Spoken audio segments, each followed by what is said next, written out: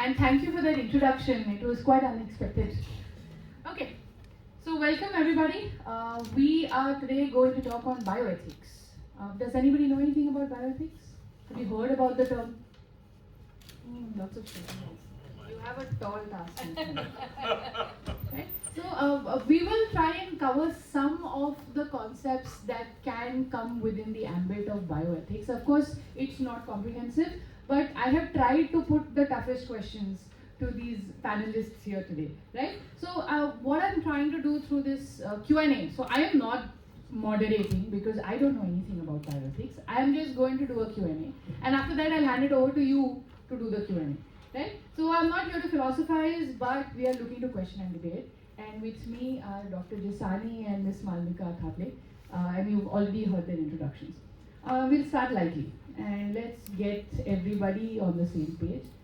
Dr. Jisani, what is bioethics, and if you had to explain it to somebody on a dinner table, what would you say about bioethics?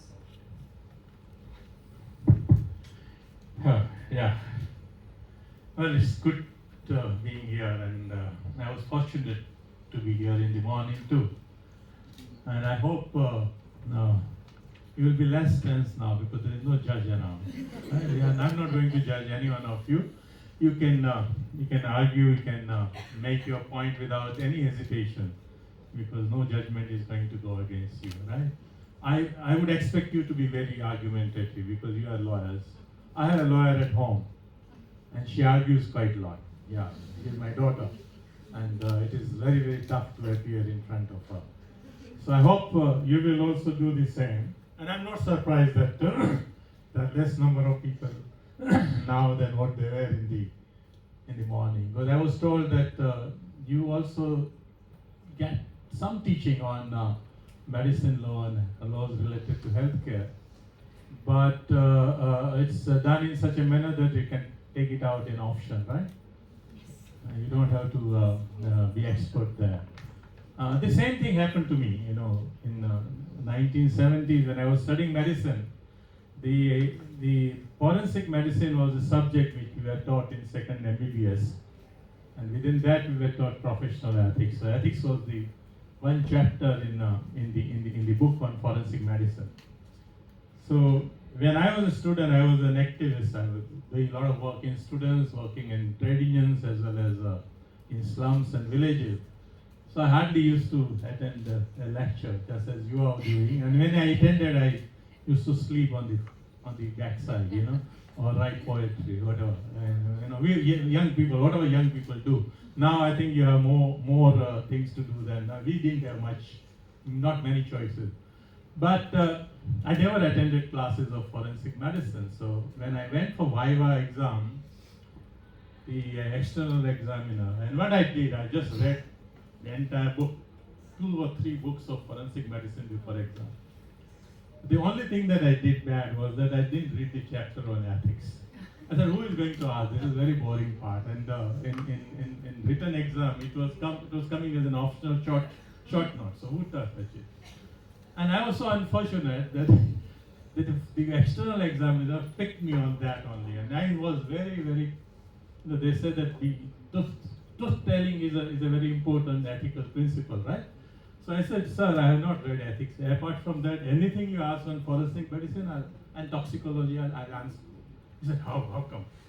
That's not done, And he was very angry. I think there was some tension between external examiner and internal examiner going on. So he found that this is the right person to fail. So he gave me 0 mark, Yeah. So this is how I began my journey with ethics. So you may also have the same thing with medicine. Ultimately, I passed, in the first attempt itself in the second MBBS because the internal examiner who was the second, Viva person, he said, "Beta, kya hua udhar?" I said, "Sir, they have given me 0 mark because he refused to ask any other question except ethics, and I didn't know anything about it." So I said, "Don't worry, I'll give you 50 out of 50, so you'll pass." So I passed. So this is how the examinations are done. That's why I don't like assessing my students. I teach now. I'm ethics expert. So you can imagine how your journey starts in a very, very diabolical manner, and then suddenly you realize that there is something very important there.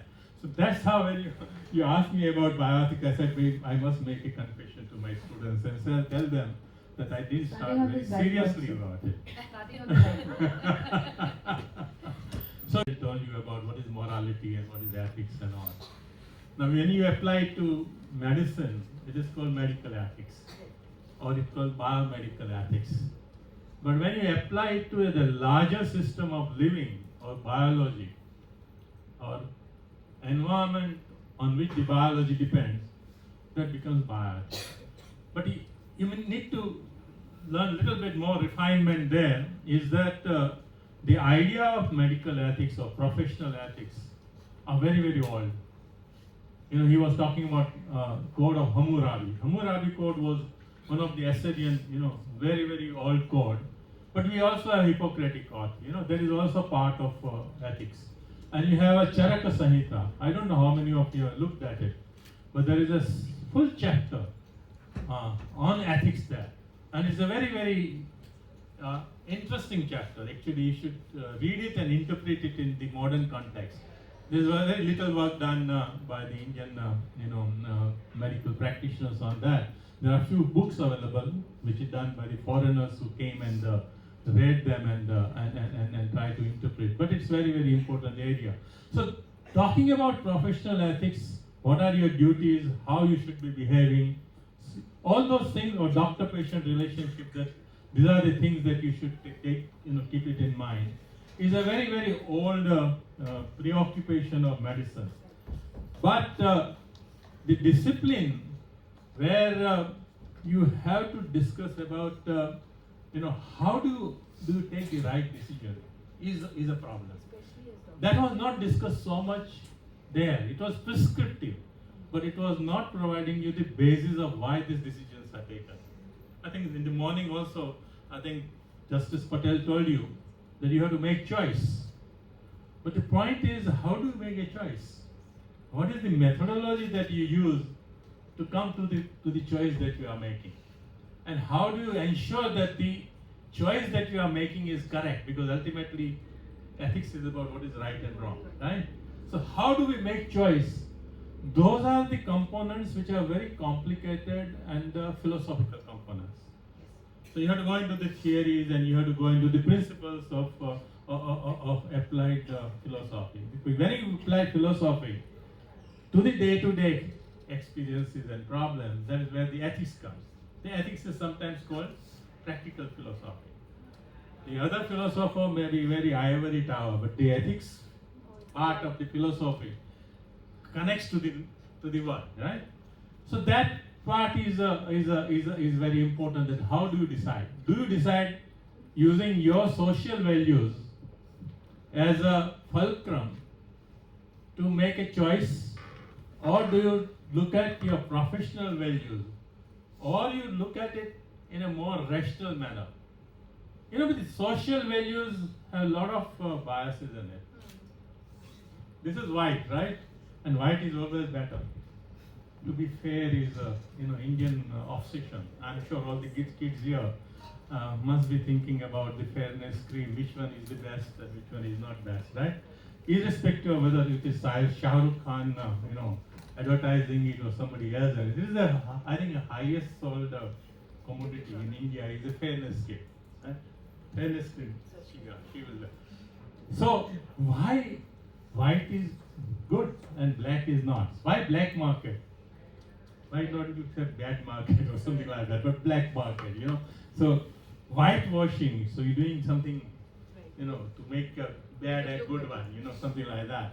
Now, here you'll find that these are the facts which have been given a twist of morality. So that's how also you will have that, is my community right, my religion right? So this we come to that. Everybody will say, if I ask you, who is casteist here, nobody will raise hand. Who is communal here, nobody will raise hand. But if you look inside you and reflect, what is your behavior in society? And you will find that you will gravitate towards your caste only and towards your religion only. Nobody will marry outside the caste. That is a dishonor. Or across the religion. Oh, that is a jihad or something like that.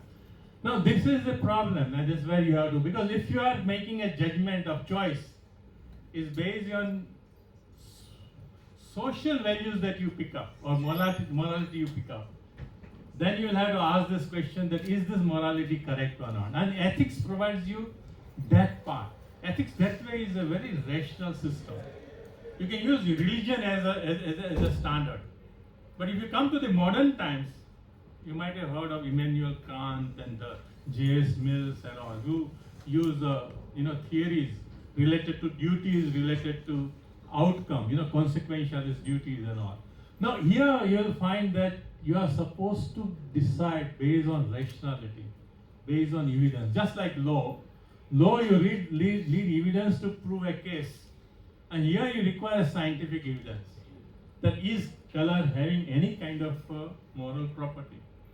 But then why are you attaching morality to it? Is community has any moral property? Why? Why are we distinguishing among the humanities? Yeah? Racism we all are opposed, but when it comes to our own racism, we will not. And that's where the question of ethics comes very big way. So ethics and biology or ethics and medicine became a system, a discipline in academic very late in history. It happened in 1950s only, and the origin was in USA. Why USA? Because USA has a system of medicine which is highly private.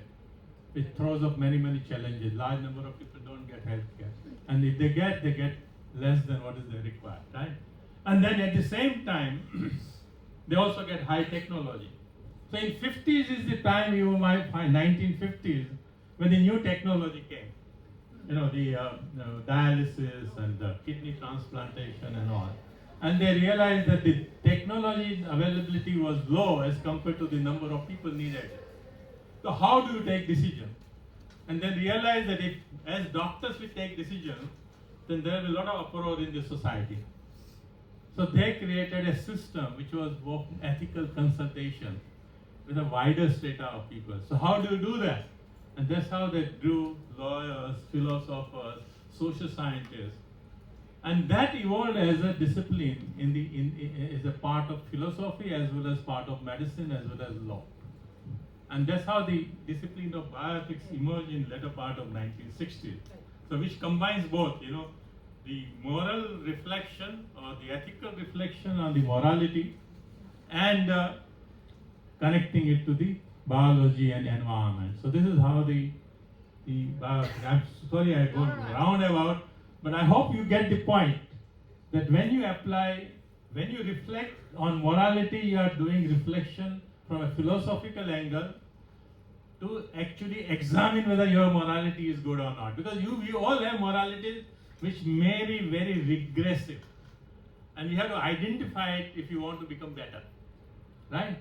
And then when you are doing it in terms of our living, how we are living, what are the health problems, what are the environmental issues, then you are talking about the bioethics. And bioethics, that way it is very broad and at the same time it is very focused. Yeah. Thank you, sir. That was a good grounding. And to maybe our biggest bioethical concerns are there in nutrition science today. And sorry, just a bit about how does nutrition science do research in India, and how is it different from international standards? Okay, am I audible enough, or I need the mic? Am I good enough? Okay, I'm more comfortable that way. I think Dr. Jasani has given a good base as to what is bioethics. I'm not going to go into that. But I only believe one line in my 25 years of practice is that be honest and be true. Be grounded to your values. Use current researches, use current data, read up, attend, conferences, SMEs, update your knowledge. Use that ethically correct in your day-to-day practice. Be it law, be it medical, be it any profession. So for me, end of the day, it's your grounding which will matter. How true are you going to be when it comes to bioethics? So medicine is a very thin line. Ethically being right in a medical journey is a very thin line. Now as a nutritionist, today being a nutritionist is more fancy, more glorified. I'll be very honest. Clients coming to me in the clinic, like you rightly just asked me. So the first thing they will do is about, when doctor said fairness, beauty, looks. Where are we really heading? Where is our base that we are really missing? It's really missing. So what is important as a nutritionist and the challenges that I face is the current market is demanding very different than what you actually need.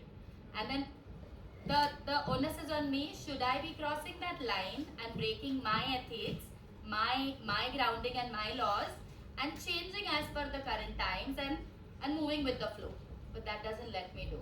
So I'm very grounded. So my way of teaching is I tell them the reality. This is what it is. The market is only glorifying everything. It's only beautiful. Instagram पे ये reel डाल दो, ये filter डाल दो, सुंदर लगो. This is how it is. But there is lot more than that. Nutrition is lot more than that, and that's where your ethics really matter. It takes a minute to put somebody on 1,000 calorie or a calorie deficit diet. हम पतले हो जाएंगे, flat figure. टशन में करीना कपूर ने ये किया, flat stomach चाहिए. Am I crossing the boundaries? Yes, I am. I am crossing that because I am not ethically right to put you on a calorie deficit and make you fit and flat stomach. That's very superficial. So it's a very, very thin line, Apurva.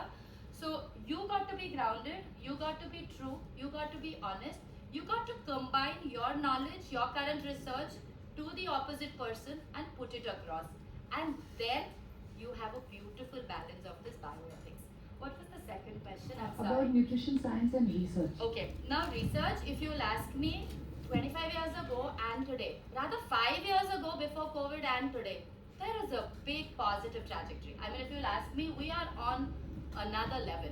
Of course, we are still lacking, if you ask me, India as a country. And when I deal with my, colleagues across, I remember doing a lot of observership way back, 13, 14 years ago in US hospitals. Things were already so different then. We were here calculating calories by the day. They were into practical, they were into genetics, they were into blood group diets. They were way ahead of times. So if you'll ask me research, where are we lacking? We are lacking funding. We are not getting that much funds. So even if you have the idea and the concept to really grow in the field of food and nutrition, there are not enough funds to take it ahead. Our advanced labs we are getting there. We are definitely getting there after COVID, but it still needs a long way to reach if you want to mark up with the world around. Thank you. In fact, about nutrition, I think everybody is into nutrition now. I mean, as a child, we didn't talk about it, but now everybody is. Yeah. I know this, and this is a superfood, and everybody is taking supplements. So my next question actually is that. So everyone, where is this over medicalization of nutrition, or do we really need it? Are we really like a protein deficient country? Let's go back 100 years. Let's go back to our grandmothers. Look at them even today. I tell that to my people. Look at doctor. I mean, he is way more than me. Nobody will say, yeah. Nobody will say. Look at our grandparents. They still look beautiful, handsome, ever. Why do we need masking, perpetual filters for everything? We need injections. These days it's the drips. Garba जाना है यार, but पूरा दिन college attend करना है. Malvika prescription दे देना, IV लगा देती हूँ तो रात को नाचूंगी. Next day I will be right at the college. Why do we need that? It is all about marketing. It's about the social media. And sadly, what is happening? Our role models are all the media, all the film people around. No harm. They are earning money, but we got to be well read, knowledgeable. Connect with the right people. Yeah, people are available. But likely said, we don't need those vitamins. घर का खाना खाओ, खाते तो कोई है नहीं. हमारा canteen जिंदाबाद. तो of course you're going to need your protein supplements. But घर की दाल रोटी सब्जी खाएंगे तो I'm sure you're not going to need it. You don't need the creatinine. You don't need the protein supplements. You don't need collagen. You don't need BCAAs. Unless, of course, like I have players who play for the Indian cricket team. I have players who do international squash tournaments. Now, those are the players who need it because they pump in that many hours. Do we do that? We don't. We work out 1 hour at the gym, or we go for a walk, or we wear fancy clothes, and we'll do Zumba and aerobics and Pilates and all the works, and then we'll post a protein shake to replace my meal today. Why? Can't we just do a roti sabzi dal chawal? Your body will be very, very happy. So it's more about the marketing. It's more about the social media, because today I believe, again the ethics, that thin line. The social media is taking over that as well. And as a layman, as somebody young like these kids, it's easy to get carried away. So you need the right guidance, and that's why a little law, which is missing, needs to come in. So I don't see the reason we need anything. We are all lovely if we stick to our kitchens. First time someone said we need more laws. I want to flip that to a more academic question actually. Especially in light of public health and clinical research, supplements sit in this grey zone that they are not food, but they are not. I don't think I need this. They are not medicine. So how should they be regulated, as drugs or as food supplements or unregulated? Chalta hai? Like recently, I came across these fizzy tablets that are your vitamin source. So I mean, do they need to be regulated by the medical council or something like, or drug regulators or the FDA? Well, I think the nutrition raises some very fundamental issues in addition to regulation. The regulation, when you talk about, that means you accept the state of affairs. You try to regulate the excesses of the state of affairs, not the state of affairs itself, right? The problem in our society is that the medication using vitamins and proteins is for the 10 to 20% of the people.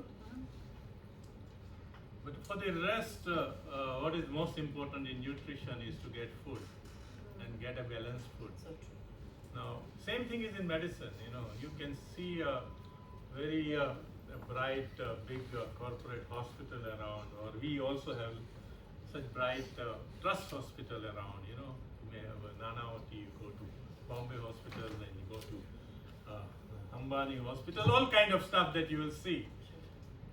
But that is not for everybody, right? Those who are actually there as a mass, they require something. And the problem at the moment in our society is that we are too obsessed about what people ought to be eating and what they ought not to be eating. We want to control that part. You said regulation. What are we regulating? There's something basic protein which is available that we want to regulate, which is a protein coming from animal sources. We don't mind, say, milk and cheese and butter. They are all animal sources. We are very, that way we are very biased. We have. I was telling you, it's an issue of social morality, and this is social morality that comes from your community feeling, that comes from your religious feeling, that comes from your culture. Now, what you need to do is to reflect on it. Is this morality right or wrong? Are we telling people not to eat certain things and then give them protein shakes? Is that going to work? I was recently looking at a paper which got published in Indian Journal of Medical Research, which is published by ICMR. And there's another friend of mine who did a big research to look at tuberculosis. Both of papers are of tuberculosis. The first one that my friend did a study was about looking at tuberculosis and nutrition. What is the connection between the two? Historically, we all knew that those who don't get food and who are undernourished, they are more likely to get tuberculosis than us. But what happened that there was a science, and doctors who said that, well, tuberculosis is caused by a germ. So we forgot that the germ affects you and overpowers you only when you are weak. And as a consequence, we forgot that a person doesn't get nutrition is more likely to get tuberculosis. Right. And if you are a tuberculosis patient and you don't have good nutrition, you are more likely to die. Yes. Or you may have a multi-drug resistant tuberculosis, Now he did a study in Jharkhand. Half of the people were given nutrition with all those things, and half of the people were given whatever they were getting in the house. And he found that those who were getting nutrition, there were less likelihood of family members getting tuberculosis, although there was a patient of tuberculosis in the house, right? That ICMR paper that I was talking about, they also looked at nutrition in tuberculosis. Okay. Now, in the earlier study, when they gave nutrition, they actually gave them ration. A study is well known as a ration study.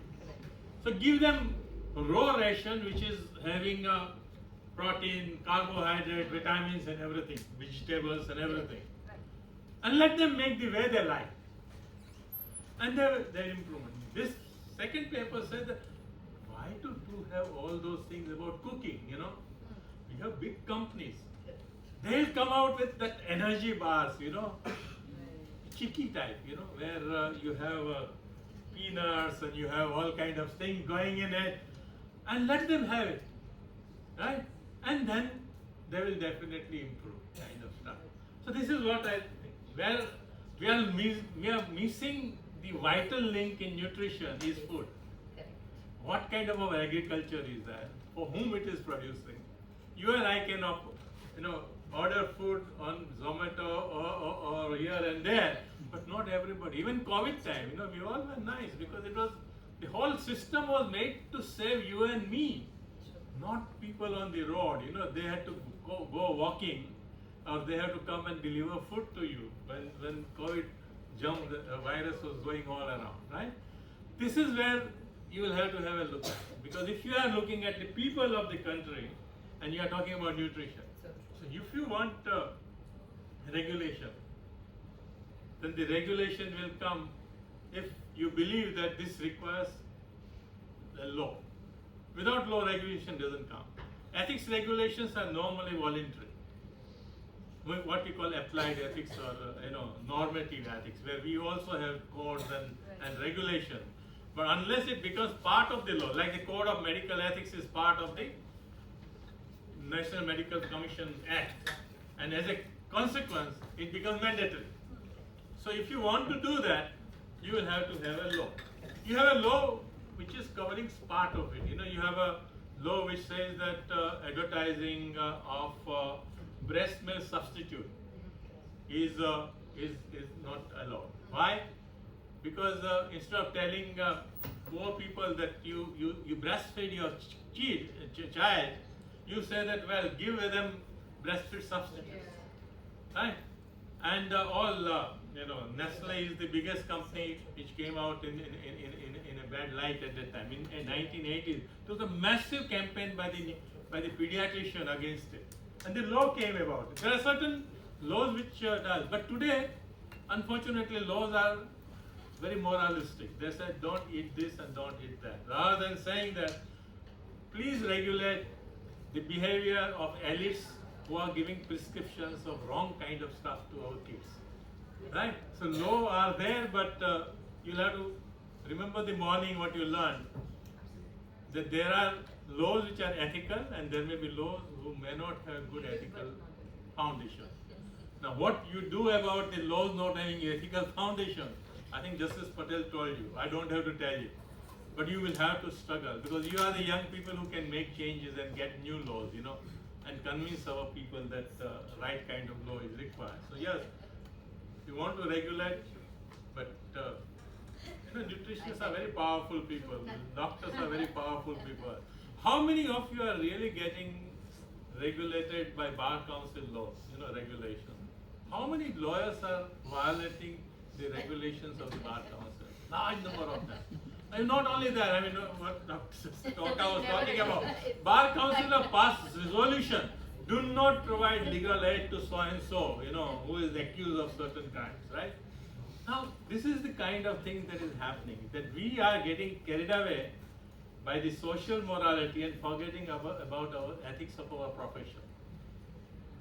So, there are regulations, we must look at them, and there are regulations which are required. So in fact, I remember in the staff room we had a very heated debate. The whole samosa jalebi ban in school canteens, and we went off on a tangent saying, but vada pav is the food of the masses. I mean, So true.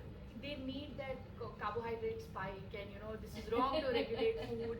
And of course, the beef ban laws that had come, there was a definite socio-legal angle to it, you know, about access to cheap protein. So these questions are also part of bioethics? Yeah. Of course, yes. So I mean, it's so Anything Everything that affects life. Exactly. To a human being. Including even environment Yeah. affecting life is part of bioethics. Bioethics. So I was also reading about this very interesting. So I have struggled with nutrition all my life because we are told to look a certain way and eat certain foods. So I was reading about one of these diets and it said something like nutrigenomics, that your genes are predisposed to a different thing. Could you tell us a little bit about Okay. it? Have you all heard about nutrigenomics? Do you all know the word? Okay, let me put it as basic. Nutrition with your genetic history. Okay, that's how they combine. And today that's the next big thing when you go to a nutritionist. It's about they're going to tell you, get your genetic testing done, get your genetic report done, identify your past generations, what was it that was wrong, and what is it that you will get it in the future. Now, if you'll ask me, again, the thin line, very thin line, very easy to put this prescription. Is it affordable? First, it is not. Is it ethically your data? Is it sound? It's still a question mark because it is still very new. Third, is it available for masses? Not really. Who will actually give you the real data? But they can't afford a 25,000, 50,000 lakh रुपए का test. I mean, आज भी मुझे कोई लिख के देगा, मैं पहले सोचूंगी, is it really needed for me? I mean, जो generation करता आ रहा है, मेरी अगर family में 3 generation genetically there is a makeup of lipid profile being high or me being diabetic, I will cross the bridge when I have to. मुझे लाख रुपया देके मैं आज क्यों मेरा आज खराब करूँ? It is not reachable. So this whole nutrigenomics, the word is very big. I don't know if doctor you believe in this, but today it is all company backed. It's all pharma company backed because it is still very new. We don't have enough data to say that okay, this is what it is. You go internationally, the laws are stringent. I'm using this word again and again. The data is confidential. It is taken by asking you if can your data be shared with another pharma company to understand the benefit of it. In our country, it is still a thin line and it's not happening. So, question mark, I am not in favor yet. We have a long way to go for this. But it is got scope for some sort of. Of course, yes. If people are transparent, if they are going to be correct, if it is going to be affordable, if they make it affordable, of course it will help us to have better research. If you have better research, you have a better outcome. The basic cause of poverty, nutrition, malnutrition will eradicate. But it's not that easy. Where will you make the money? How do you fill your pockets? It's not that easy. You need a pharma back. So do you think Ayurveda then is the way to go, and this, I mean, it's a similar thing of an identification of a Vata and a Pitta. Correct. So, I mean, do you So think true. that should be built into our idea of bioethics? Because I think not many people talk Beautiful. about it, but I'm not sure. Yeah. Again, if you will ask me from a nutrition perspective, okay. Now there are some people who will say, oh, we only believe in Ayurveda. There are some who will say, oh, we only follow homeopathy, and some will say we are okay with allopathy and whatever is happening. Okay. What I say, take the best of everything. What suits you. If you're asking specifically Ayurveda, amazing. 200 years ago, it was all about that. You read any of the Rishi Munis, everybody talks about the forest roots, the forest leaves, everything. But we are exactly, like a simple example. Please have curcumin pills every morning. Seriously, अरे हल्दी है यार, एक चूटी हल्दी डाल दो मुंह पे, कहानी done. This is what Ayurveda will tell you. But you go to a prescription pharma, curcumin pills need to be added. The golden milk latte, हल्दी दूध है यार, रात को पियो, चुपचाप. You don't need a Starbucks to give you a turmeric latte into your glass. You don't need that. But that's the reality. So Ayurveda holds great value. If we can merge that ethically well, if we can have more research which is clinically backed, proving that these roots have much benefits than harm, again, without any sponsorship and promotion, without a brand tag added to that, then it will be a great amalgamation, and I think it's a great win-win for both the worlds. But again, depends on which pharma is backing you and which company is adding the name to that Ayurvedic drug. Absolutely. So, in fact, I was going to ask, during COVID, there was this thing on Ayurveds being better than allopathy, and So pills being given that ये खा लिया तो आपको COVID नहीं होगा. So I mean, from a public health perspective, so maybe a lot of us here are educated and maybe a little cynical कि something could go wrong. But what about the general public health scenario of India? How does that look like? How do they look into such?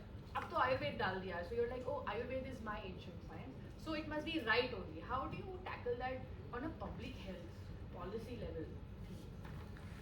Well, this is a very challenging question, and it has come up again and again. I think in last 20 years, it is a big. Now we have a department of Ayush. You know Ayush, Yes. right?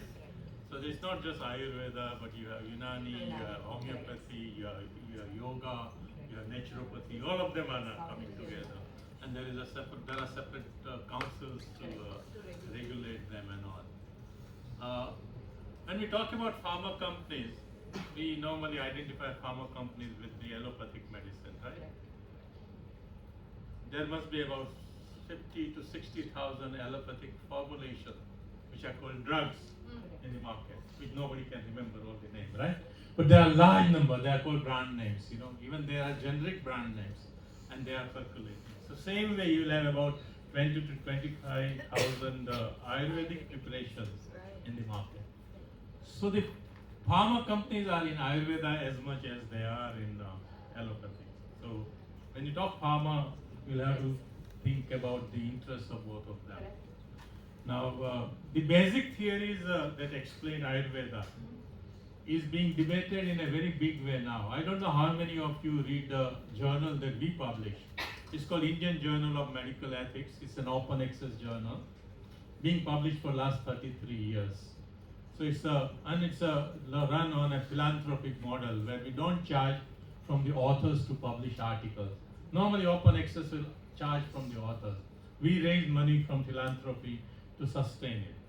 But you'll find that in last 5 years, quite a few good papers, very solid papers on Indian philosophy, Ayurveda, and its use have been published. And they also publish about this whole issue of Ayurvedic medicine during COVID time. You'll find quite a very critical papers on that. The three dosha theory that you were talking about, Vata, Kapha, and Kapha. So there is a huge paper, good paper published about 3 months back by a researcher from Indian Institute of Science, who is an Ayurvedic doctor, Dr. Krishnan. He has talked about how authentic they are. So the debate is at this level that are these medicines really working, and what is the principle on which they are based on, and the theories which are there in Ayurveda, they are being re-examined. And there is a big divide among the Ayurvedic practitioners, where there are very conservative elements who says that what is written centuries back in the textbook is immutable. It cannot be changed even a word. You have to just follow that. And then there are modern Ayurvedic doctors who are saying that yes, we want to continue with the basic commitment to Ayurveda, but we want to modernize it. And so we want to look at how if medicine is effective or therapy is effective. What is the reason why it is effective? And do more research on it. And there is more money available for Ayurvedic research now. But it is going more to the more conservative people because they are the ones who are controlling power there. While the other people, like say there is a professor of Ayurveda in Banaras Hindu University. He wrote a paper in Indian Journal of Medical Ethics which became very controversial. He is there for last 25 years teaching Ayurveda. And he wrote a paper called Confession of an Ayurvedic Professor.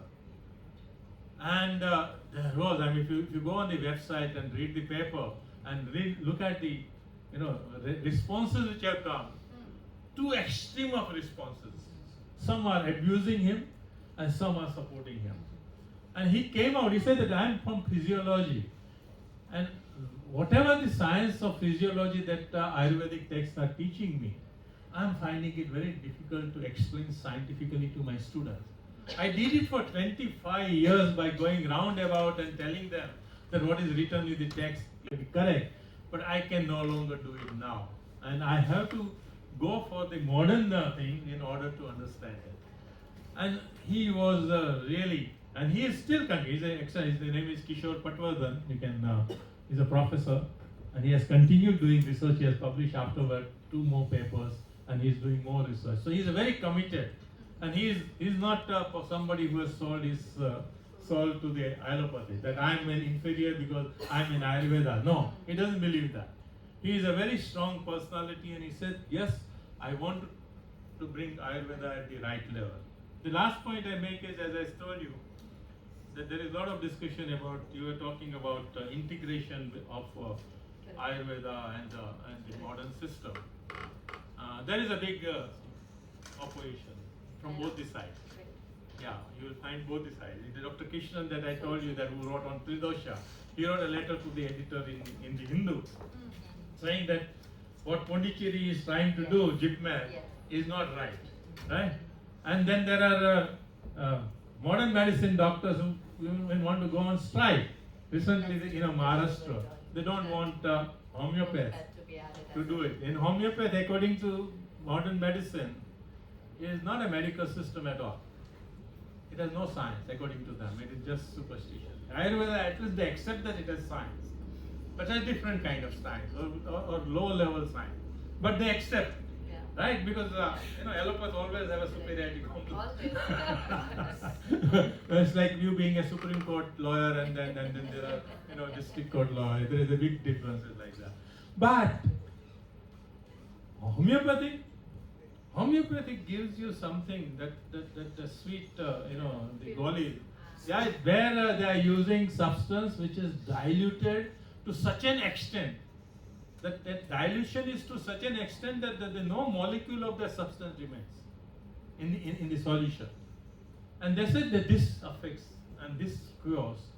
While modern medicine believes that it is placebo effect. It's just your psychology they are playing with.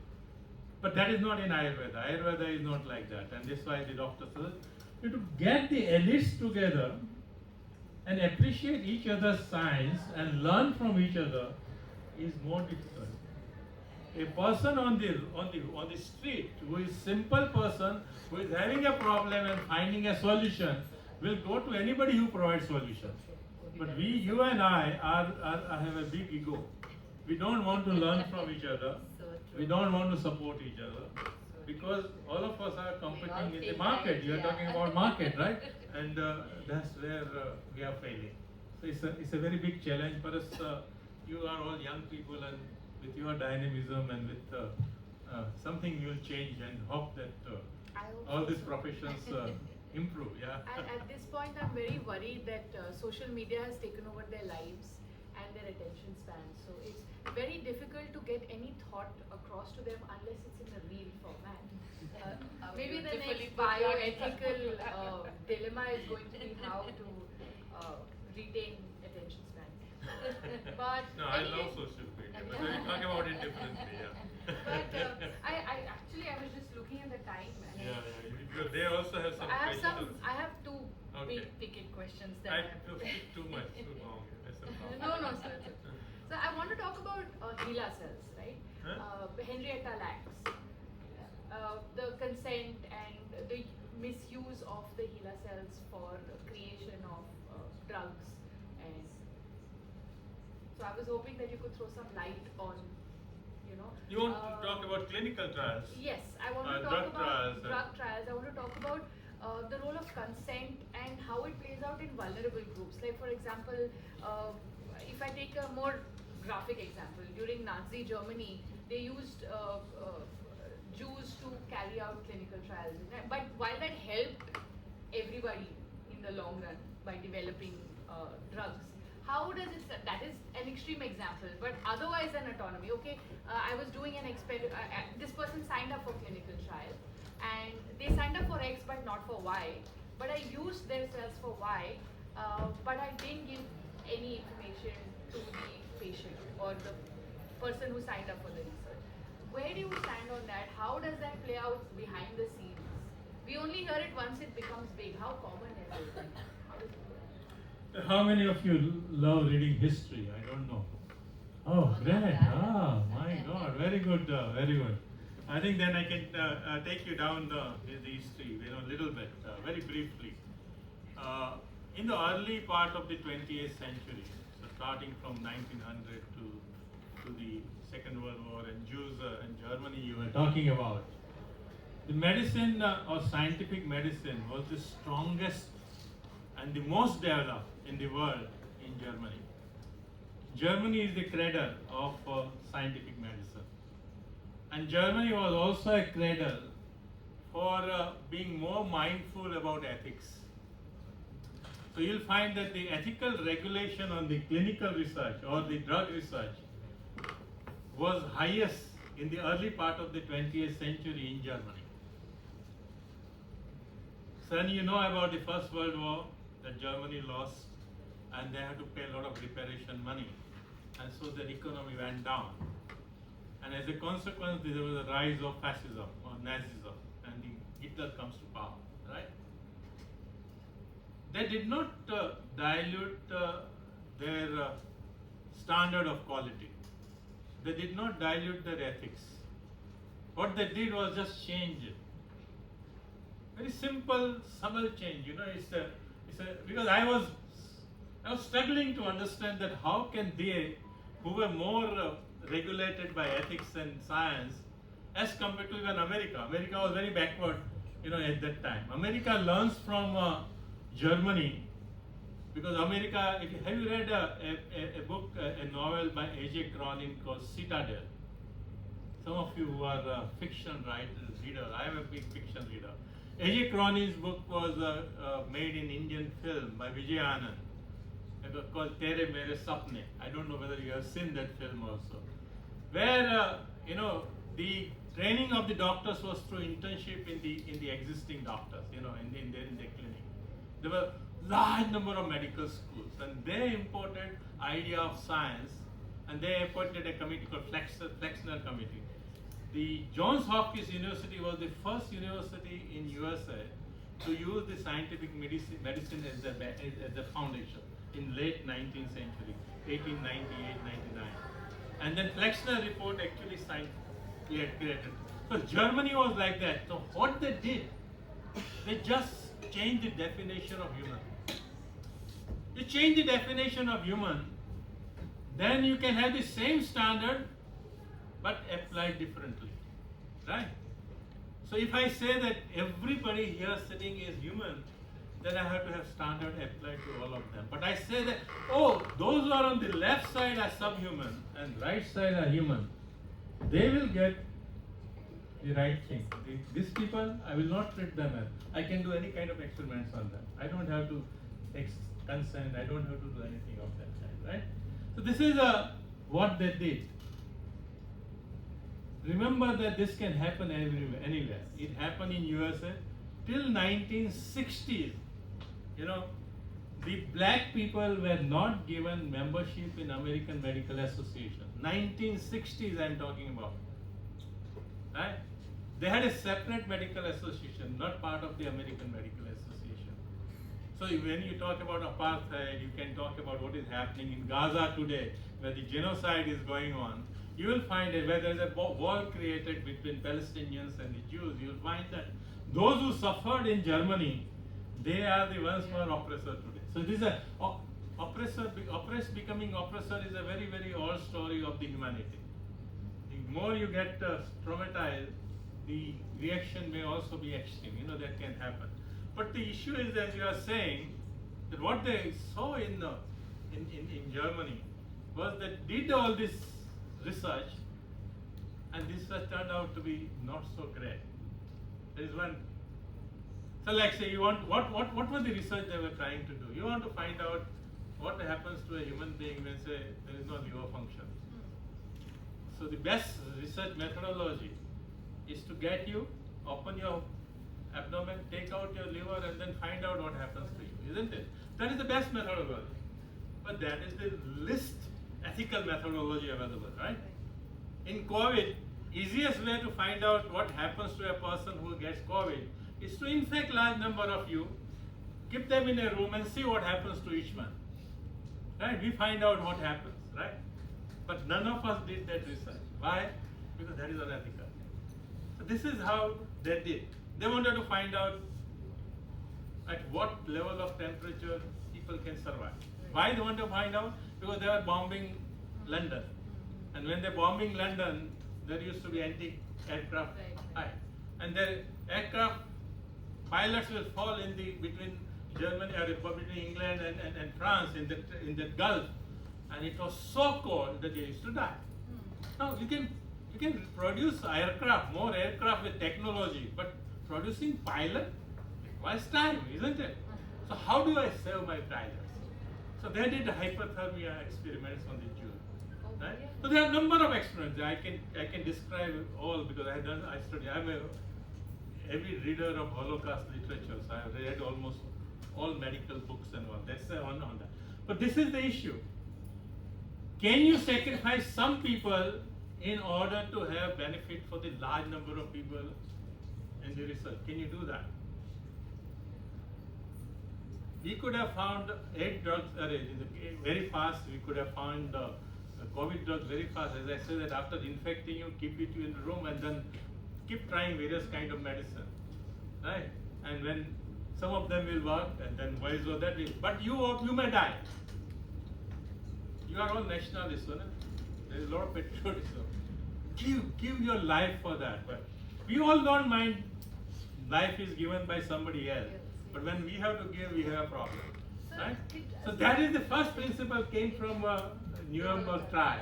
That in order to do good for the millions of people, you cannot sacrifice few people in discovery of the drug or doing the medical discovery, right? Now that means how do you operationalize it?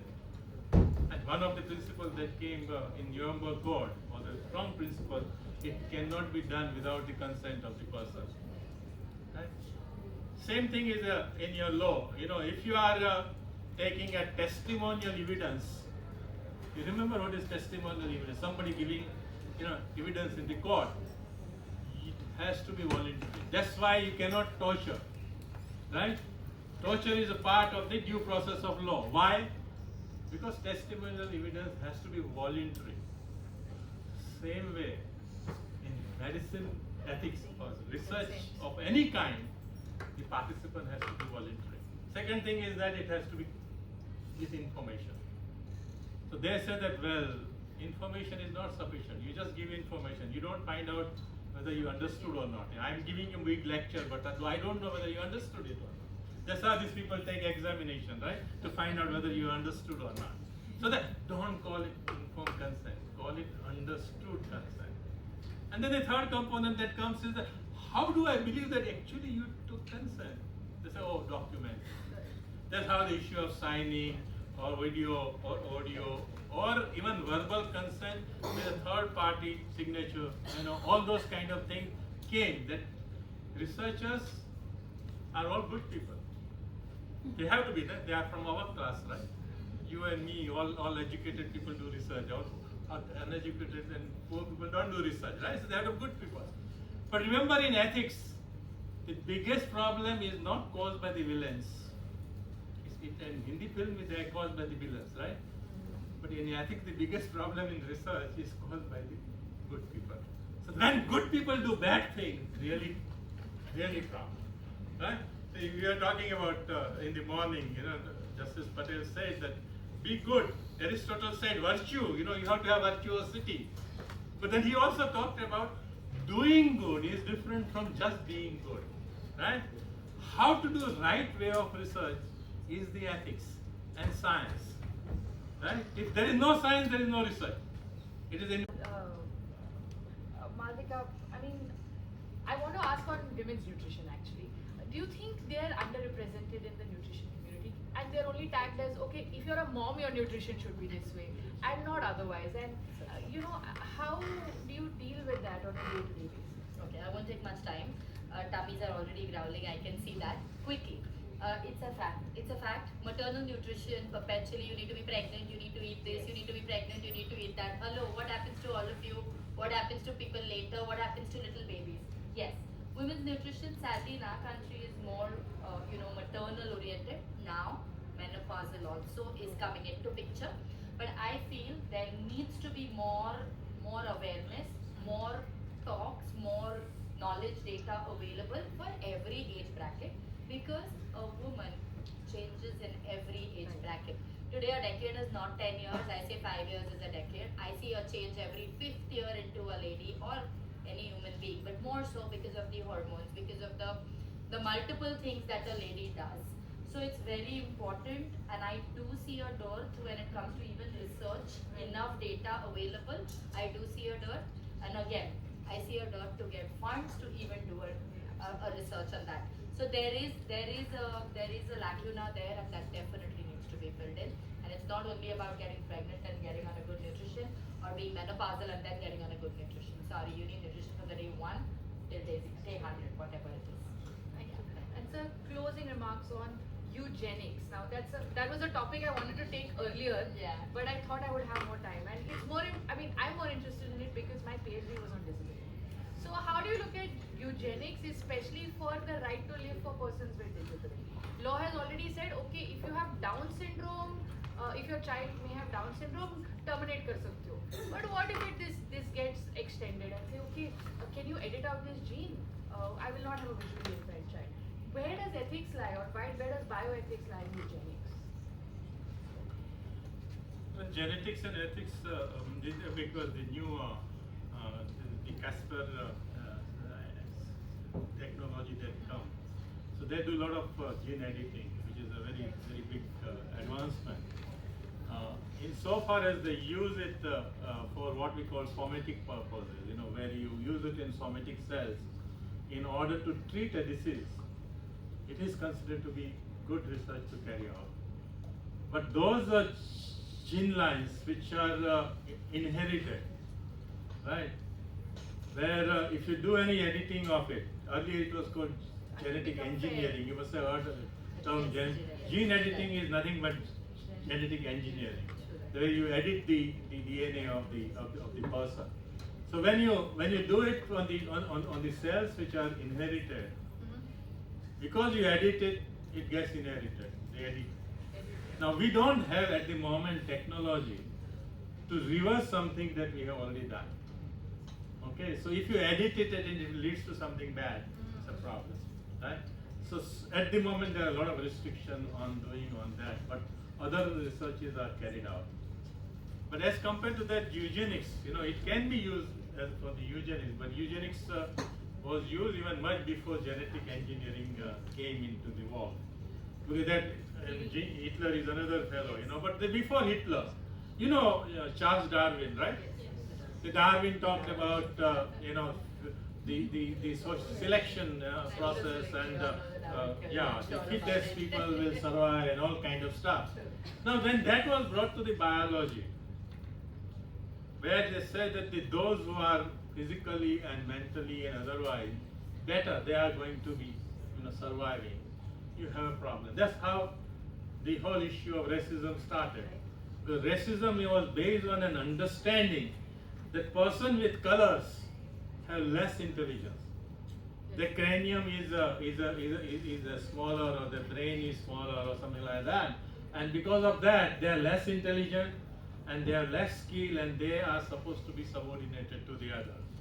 But even before genetics, the racism, you had gender, right? They always say that women have less intelligence than That's the another gender was topic. very important. Because the first people who were subjugated were women, as far as the human history goes. And they said you cannot read certain religious texts, you cannot participate in certain things, right? You are a good woman if you can reproduce, because your main job is reproduction. Even if you reproduce and don't come out with a male child, you are still a problem. You cannot participate in certain stuff. So you have to prove your fertility, and then you also have to prove that you can produce a man. So all these things that you will find, these are all partly related to the selection process. That's how in India there was a lot of selection of the sex of the fetus, and that also ultimately invited. Maharashtra was the pioneer in starting regulation on it, right? PCPNDT Act, it was born in state of Maharashtra. The health secretary at that time, D.T. Joseph, was a very strong advocate of it. And I remember in Azad Maidan, he's joining us in a morsha to the Pantrali, a health secretary participating in a morsha is unthinkable today, But he walked with us, carrying my daughter, who was at that time 3 or 4 years old, and shouting down with discrimination, you know. That is also a kind of eugenics. So the eugenics against colored people was one, and eugenics which is more sophisticated is a different kind, right, where you use genes. Abortion law in India, MTP Act, allows abortion to be carried out on the ground of genetic problem. Now that itself is a problematic. In a way, you know, it throws up certain challenges. For instance, what happens to the family which has a Down syndrome child? When our society does not care for them, and actually our society stigmatizes both the parents and the child for having a Down syndrome child. So we require a bigger change in the society. Like say, we will have less sex selection for boys against girls if there is an equality among men and women, right? The same thing is here. That till you keep doing it, you are going to reinforce the same stereotype, saying that these people are expendable. And this is also happening in certain diseases. You have, you might have heard of, what is called sickle cell disease. Sickle cell disease is quite prevalent among the tribal people. So they call it Adivasis. No research was done for last 15, 20 years, on the subject, simply because people who were suffering were very, very poor, right? Same problem. Now what they are doing screening and saying that, giving advice, don't produce sickle cell child. You have a sickle cell trait. We don't do genetic analysis by doing your screening. Both of you are having sickle cell traits, so you may have a sickle cell child. Don't get married, don't have a child. Rather than saying that we will create a health system in the tribal area which will take care of your child. So what you are doing that you don't want them to reproduce, either become sterile Different ways or don't marry, right? So it is having a eugenic characteristic within it. So wherever you find that a certain class of people are to be eliminated, you will find eugenics coming into play. Eugenics is a broader theory, right? But science, if you look at it, you will find that they are equal human and they have equal dignity that must be given to each one, right? So it depends upon what I said, that what is your morality. Is your morality discriminatory? Then you will say, well, they are bad. If your morality is based on equality, that is what our constitution stands for, then you are not going to do it in that manner. So it depends upon, what you stand for. So not just your choice, but what you actually stand for is also equal. Because you may make a wrong choice of being eugenic, or choice of becoming, equality centered person. Yeah. Okay, I think I will stop harassing with questions. Yeah, if you have questions, and I'll be open happy the floor for questions. Maybe we can take 2 questions at max because it's already